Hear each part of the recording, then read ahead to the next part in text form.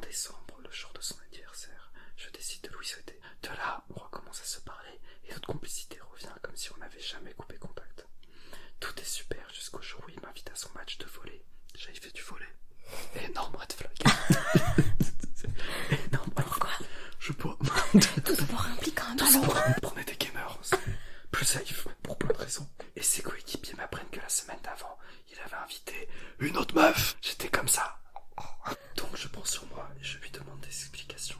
Sauf qu'il me ment, donc je décide de prendre mes distances pendant quelques temps. Emily et Clem, les deux meilleurs amis, je me souviens, que j'ai rencontrés en septembre, le soutiennent et me suggèrent de passer l'éponge sur cette histoire.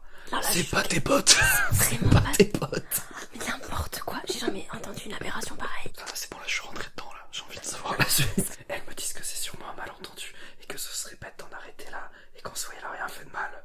Donc moi aveugle que je suis, je les écoute et revais vers lui en m'excusant en plus. Il se fait passer pour la victime et me dit qu'il est très blessé par rapport au fait que j'ai pris mes distances avec lui.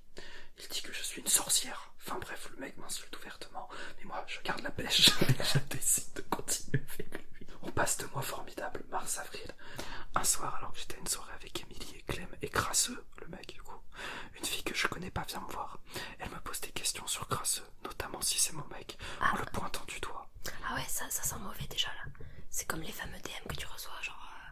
Est-ce que Nanani c'est ton mec? Ouais, de ouf. Je réponds que oui, et elle me dit de faire attention parce qu'il l'a DM il y a quelques jours. Il l'a dragué ouvertement. Voilà. Moi j'ai beaucoup de mal à y croire et donc je la remercie pour les infos et fait comme si de rien n'était pendant le restant de la soirée. Le lendemain je lui demande des explications. Il retourne la situation comme il sait si bien le faire. Je le crois bien évidemment. Bon, encore. Avec le soutien d'Emily et Clem qui arrêtent pas de me répéter que là que c'est rien et que l'autre fille a sûrement ouf inventé. Ah non mais elles aussi elles sont dans le déni.